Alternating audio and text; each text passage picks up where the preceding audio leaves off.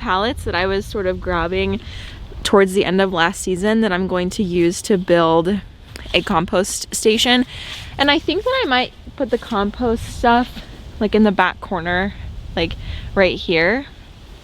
I think like this 12-foot section. I don't know, because I want it to be like out of the way and it'll get a lot of sun here. So I'm thinking like right here at the end. He's such a good boy. Oh my gosh, you're so good. Don't jump on me though, okay? Okay, goodbye. Oh, right, we're gonna go inside of the garden. Ooh, I'm gonna go inside soon. I wanted to come out here and let the dogs like run around because I've been doing computer work for like 3 days, just like sitting inside, and the dogs have been sleeping a lot. Which is fine, obviously, but I feel kind of bad for them when we have all this space. Oh, and they're stuck inside. So I have not removed like any of the plants from in here. Oh, I still have some plants from when I planted carrots. Let's see, did any of these even make it? There's like ice on them. This looks like it got pretty big, but no.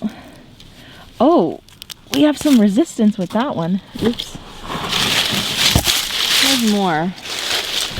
This one. Anything?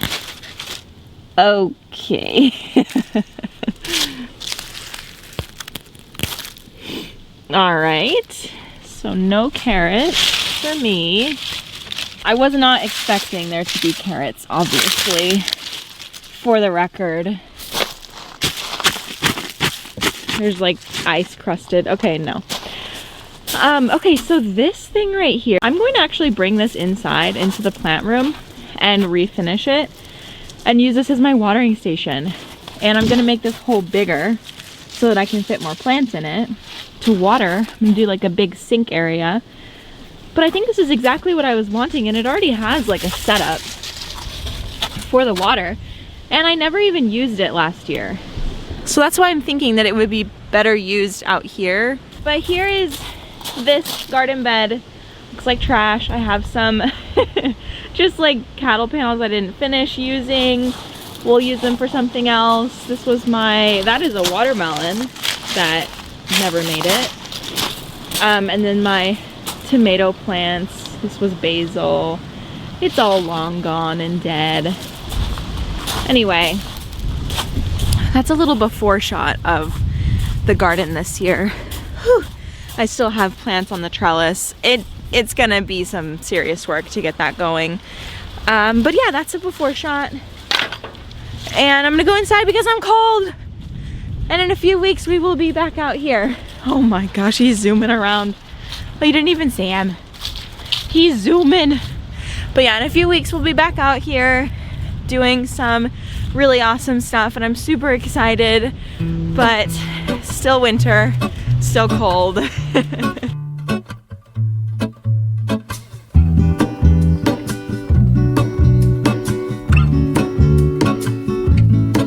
There is a life I lead in this city, hurrying to cut my teeth. I can take what I need to get by. It doesn't make it easy. The other piece of my heart moves slow, somewhere in the great unknown. When I return from the afterglow, will you carry me like I am whole again? Wait, hold on, put me together, take me back where I belong. I want it all. I had a feeling, but the feeling is all gone. Wait, hold on, put me together, take me back where I belong. I want it all. I had a feeling, but the feeling is all gone. Okay, so for my seed starting mix, I decided to just use potting mix. I need to pre-moisten the soil, so I'm just gonna get a big bowl and just pre-moisten it.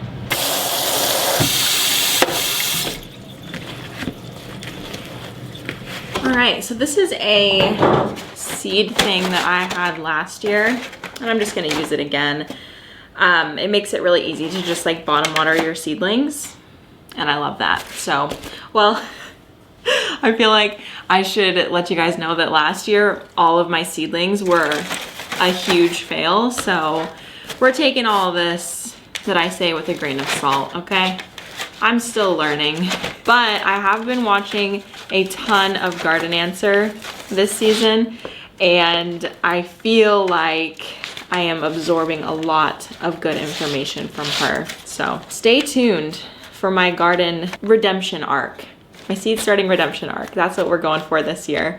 We've got this filled, and I have, whoa, I have all of my seeds organized. So I have a I cannot speak. A May direct sow, a direct sow March, and then seed starts March and seed starts February. So we're basically doing these at the same time because it's the last week of February currently. I should have gotten this stuff in earlier, but you know, life happens. So we're doing a green onion. I don't really know how many to plant because, you know, once you cut, they're just gonna keep growing. So I'm thinking I could do like 6. I don't know, it doesn't feel like enough, but I feel like I don't use this that often. And like I said, you can just,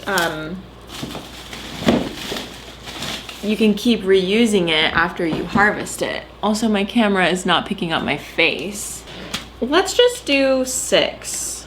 And see what happens. Also, I wanted to say, I decided to do potting mix rather than seed starting mix because seed starting mix doesn't have any nutrients, which I thought was more of a good thing than not. But then I saw this video from Roots and Refuge, and they were basically saying that, you know, if you don't use a seed starting mix, if you use a seed starting mix, you'll have to fertilize the plants like pretty quickly.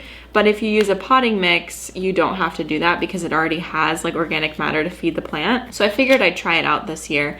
Last year, I planted my seeds only in coco peat, and I think that that's a lot of what went wrong. Well, a lot of things went wrong for me last year, and I'll recount them here. Number one, last year, as I just said, I planted them in coco peat. I did not add any nutrients after I did that. And then the second thing that I did wrong was I had the grow lights too far away from the plants. They got really like long and stringy, and they were not viable. But lessons learned, I've got better grow lights this year. So next we got broccoli.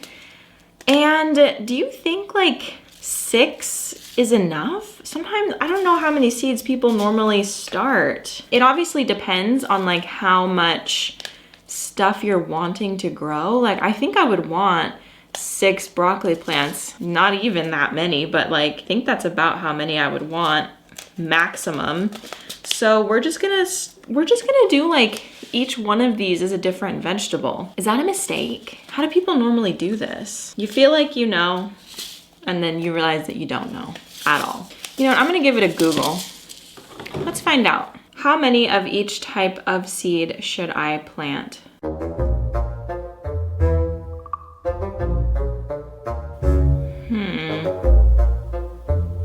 Okay, yeah, that wasn't very helpful. I'll plant multiple seeds per cell and then kind of, yeah, just see what happens. I don't know.